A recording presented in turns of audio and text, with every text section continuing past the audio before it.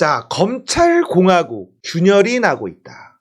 자, 윤석열이 폭주를 하고 있어요. 구린 게 많으니까 압박을 넣는 것밖에는 없습니다. 탄압하는 것밖에는 할 줄 아는 게 없어요. 균열이 생기고 있다. 이재명 장남 성매매 의혹 재수사에서도 불송치 결정이 됐습니다. 자, 어떻게 해서든 이걸 끌고 갈 줄 알았는데, 야, 이게 뭐지? 만들어내지 못했다는 거죠. 그리고 이건 경찰이 검찰에게 들이받은 꼴이 됩니다. 이건 불송치 결정을 내린 거를 검찰이 재수사하라 다시 내려보냈으면 어떻게든 만들어서 기소 의견으로 낸단 말이에요. 근데 불송치 결정을 해버렸어요, 경찰이. 이건 도저히 답이 없다. 이게 균열입니다. 그리고 언론들도 도스태핑 중단 100일, 용산시대 무색해진 100일. 자, 기자들하고 소통한 다음에 그래서 청와대 나와야 된다며 안 하잖아. 100일 됐대요. 왜 나왔니? 뭐 어마무시한 돈만 썼죠. 최은순 도천동 의혹은 사실이다. 윤석열 거짓말 입증 법원 판결 나왔다. 제가 어제 다룬 이야기죠. 윤석열은 자기 장모는 사기를 당했다. 10원 한 장 피해를 준 적이 없다. 이렇게 얘기했는데 아니었다는 거죠. 거짓말이었어요. 윤석열은 거짓말을 했다. 선거법 위반, 당선 무효. 이런 게 계속 나오고 있고요. 김용민 의원입니다. 대장동에서 돈을 더 벌지 못했다고 구속영장이 청구됐습니다. 그런데 대한민국 무역수지 적자가 심각합니다. 1월만 127억 달러. 2월 다 안 끝났는데도 어마무시합니다, 지금. 검찰은 돈 못 벌어오는 대한민국 1호 영업사원 윤석열부터 배임죄로 구속해야 합니다. 맞는 말이죠. 자, 제가 아주 흥미롭게 보고 있는 지금 권력의 균열이 생기고 있다는 증거. 더 탐사 강진구 기자 두 번째 구속영장도 기각이 됐습니다.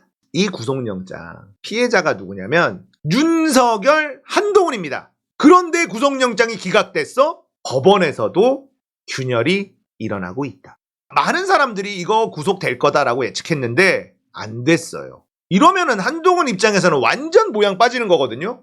지금 권력이 다 장악하고 있는 줄 알았는데 말을 안 듣기 시작한다는 겁니다. 경찰, 판사들 다 우리가 장악하고 있어 라고 생각하고 있었는데 이재명 아들 다시 불송치 경찰이 말을 안 듣는구나 라는 걸 알 수가 있고요. 강진구 기자 구속영장 기각, 판사들이 말을 안 듣는다는 걸 알 수 있습니다. 권력의 균열이 생기고 있다. 자, 허재현 기자가 무슨 얘기를 했느냐? 텔레그램 기록 삭제했다. 강진구 영장 청구서에 경찰이 허위사실을 기재한 증거를 찾았답니다. 경찰과 검찰이 강진구 기자에 대한 구속영장 청구서에 허위 내용을 적시한 증거를 찾았습니다. 사진에 첨부해 드린 것처럼 검경은 더 탐사 강진구 기자가 증거를 인멸하기 위해 텔레그램 대화 내용 삭제하라고 권지현 기자 등에게 지시해 전화통화한 것처럼 썼는데 더 탐사 기자들이 휴대전화 녹음 내용을 서타치 다시 살펴본 결과 그런 내용이 없는 것으로 확인됐다고 한다. 권지현 기자가 아무리 생각해도 2022년 12월 6일 그런 대화를 나눈 적이 없는 것 같은데 왜 이런 내용이 써있나 이상해서 자신의 휴대폰을 살펴보았고 다행히 그날 대화 녹음 기록이 남아있어서 사실 확인이 가능했다고 한다. 검경이 판사를 기망하기 위해 이렇게 허위사실을 적시하는 건 범죄입니다. 더 탐사 쪽은 경찰이 왜 이런 범죄를 저질렀는지 확인하기 위해 형사고발을 할 예정이라고 합니다. 구속영장을 칠 명분이 없으니까 구라를 쳤다는 거예요. 경찰과 검찰이. 강진구가 텔레그램 대화 내용 삭제하라고 지시를 했다. 자, 증거인멸의 우려가 있으니 구속할 거야 라고 했는데 다 뒤져보니까 그날 녹음된 게 있었던 거야, 권지현 기자. 그런데 그런 내용이 없었어. 그러니까 허위 내용을 적어서 조작을 해서 가두려고 한 증거가 나온 겁니다. 너무 심하지 않나요? 검찰놈들이 이런 짓을 한다는 겁니다. 조작, 날조, 선동, 온갖 범죄 행위를 해서라도 자신들의 이익을 위해선 그런 범죄 행위를 저지르는 게 너무 아무렇지도 않아요. 왜 그러냐면 늘 해오던 짓이기 때문에 그렇습니다. 울산 오늘 말씀드렸죠? 그냥 덮어. 자신들에게 불리한 건 덮는 게 아무렇지도 않아요. 늘 하던 짓이니까요. 죄의식 같은 게 없습니다. 미안한 마음도 없고. 자기들은 법 위에 있고 자기의 조직에 해가 가는 건 자기들이 다 조질 수 있다라는 확신이 있어요. 왜? 늘 그래 왔으니까요. 부산저축은행 놓고 검과 윤 파열음? 야, 저는 이것도 엄청나게 흥미진진하다고 생각을 해요. 2022년 대선 때 국민의힘은 대장동 대출은 일반 대출이라 수사 대상이 아니었다라고 말했고요. 일반 대출을 누가 기소합니까? 자, 이재명 후보가 TV토론에서 부산저축은행 기소 때 왜 대장동 대출만 봐줬냐라고 하니까 대장동 대출은 일반 대출인데 그걸 누가 기소하냐 이렇게 얘기했단 말이에요. 그런데 이재명 구속영장에 이상한 내용이 적혀 있습니다. 검찰이 쓴 구속영장이에요. 대장동 개발 사업의 초기 자본 조달 과정에 있었던 부산저축은행의 부실 대출 비리, 이런 내용이 써 있어요. 이재명 구속영장에 왜 이런 얘기가 적혀 있을까? 검찰 내부에서도 균열이 일어나고 있다는 겁니다. 자, 이 내용이 뭔지 다시 한번 확인해 보도록 할게요. 이 구속영장에, 이재명의 구속영장 청구서에 도대체 왜 저런 말이 들어가 있는가? 봉지욱 뉴스타파 기자가 페이스북에 이런 글을 썼어요. 이재명 구속영장 속 검찰의 중대한 실수. 이재명 민주당 대표 사전 구속영장 청구서 6쪽에 검찰이 실수 아닌 실수가 포착된다. 검찰은 영장에서 김만배가 누군지 설명하면서 부산저축은행 부실대출 관련 비리라는 표현을 적었다. 지난 대선에 윤석열은 대장동 저축은행 대출은 부실대출이 아니고 일반 대출이라고 말했다. 그러니까 정상적인 대출이었다는 겁니다. 그런데 검찰에서 이를 부실이라고 해놨으니 통수권자의 과거 발언을 검찰이 뒤집은 셈이다. 검찰이 잘못 알고 있는 점도 확인된다. 2014년 12월 남욱이 수원지검 수사를 받게 된 건 저축은행 부실대출이 아니다. 개발 사업을 하겠다고 끌어온 대출금을 몰래 빼낸 혐의였다. 당시 남욱의 변호인은 박영수였다.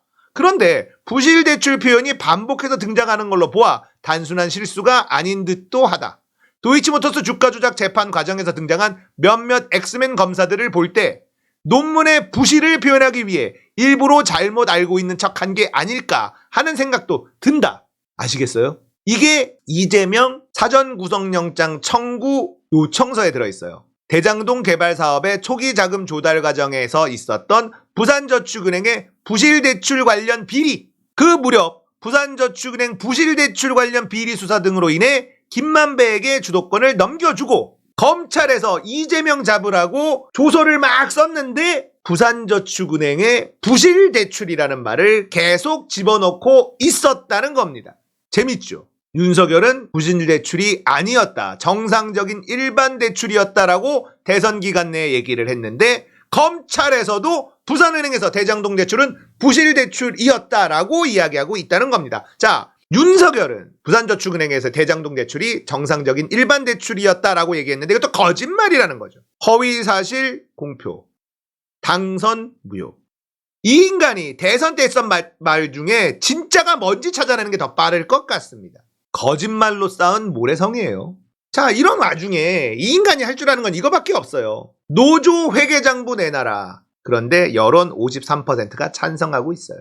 이 먹히거든요. 세금 들어가는데 왜 회계장부를 안 내놓느냐? 박주민 의원 페이스북입니다. 정부가 노조의 회계장부를 들여다볼 수 있다는 것은 어느 법에 있습니까? 법에 없어요. 정부가 노조의 회계장부를 들여다볼 권한이, 법적인 권한이 없어요. 입만 열면 법과 원칙을 외치는 윤석열 대통령님, 정부가 노조의 회계장부를 들여다볼 수 있다는 것은 어느 법에 있습니까?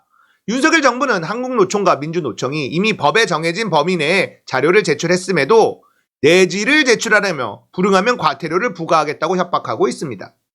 노동조합은 구성원들이 결성한 사적 단체입니다. 정부가 보고 싶을 때마다 사단의 회계자료를 마음대로 볼 수 있다면 그게 자유국가입니까? 노조의 회계감사 결과는 노조를 결성한 조합원들에게 투명하게 공개하는 것으로 족합니다. 노조 조합원도 아닌 제3자인 정부가 회계장부 내지 제출을 요구할 근거가 없습니다.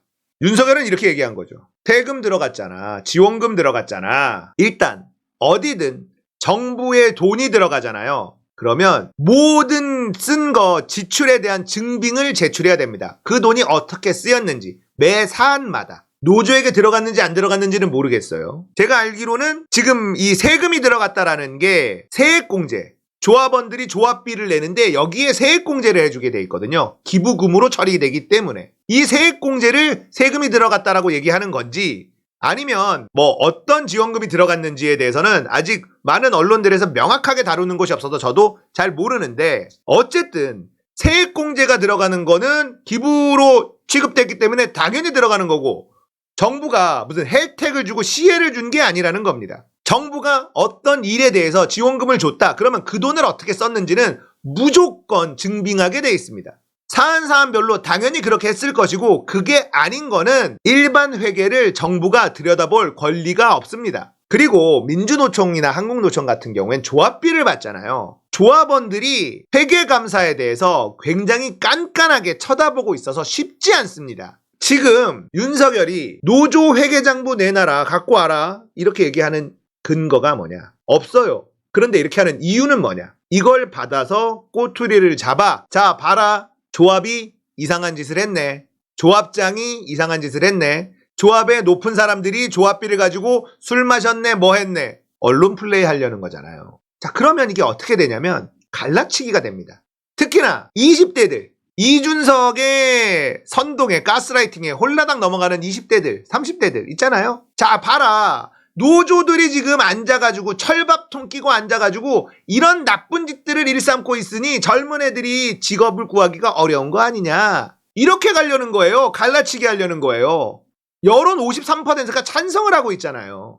프레임을 잘 짰지. 대금 들어가는데 왜 회계장부 공개 안 해? 이렇게 하고 있는 겁니다. 뻔하죠. 자, 이제 조만간에 이제 어떤 일이 벌어지냐면 이 안에 프락치가 있거나 다른 시민단체에서 고발을 합니다. 자, 회계장부를 들여다볼 근거가 없지만 고발이 들어가면 검찰에서 이 회계장부를 들여다보기 시작하겠죠.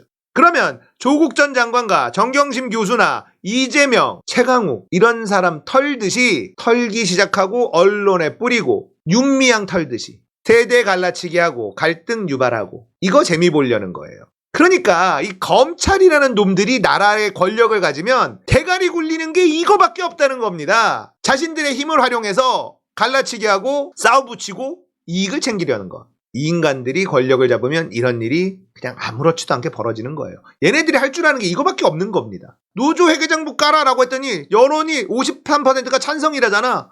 드라이브 걸겠죠? 자, 근데 법적인 근거가 없어. 자, 그러면 누구 시켜서 쿠션으로 고발 들어가면 돼. 민주노총 회계 부실 고발. 그러면은 기다렸다는 듯이 압수수색하면 됩니다. 그리고 나서는 윤미향 했던 것처럼 아주 지엽적인 것들 몇만 원, 몇십만 원 계속 흘리겠죠. 노조가 이 사회의 암적인 존재인 것처럼 만들면 그만인 거거든요. 그러면 또 거기에 속아 넘어간 멍청한 20대, 30대 애들은 그래, 노조놈들이 저렇게 앉아가지고 저기서 떵떵거리고 누리고 호사스러운 생활하는 동안 우리 일자리들이 다 날라갔구나 이러면서 또 윤석열 만세. 이 시나리오라는 거예요. 근데 지금 균열은 마구마구 생기고 있습니다. 범죄와 거짓말로 이루어놓은 모래성 같은 권력입니다. 하나하나 다 드러나고 있습니다. 이렇게 잔머리 굴리고 잔기술 쓰는 것 말고는 할 줄 아는 게 없어요. 나라는 폭망하고 있는 중이죠.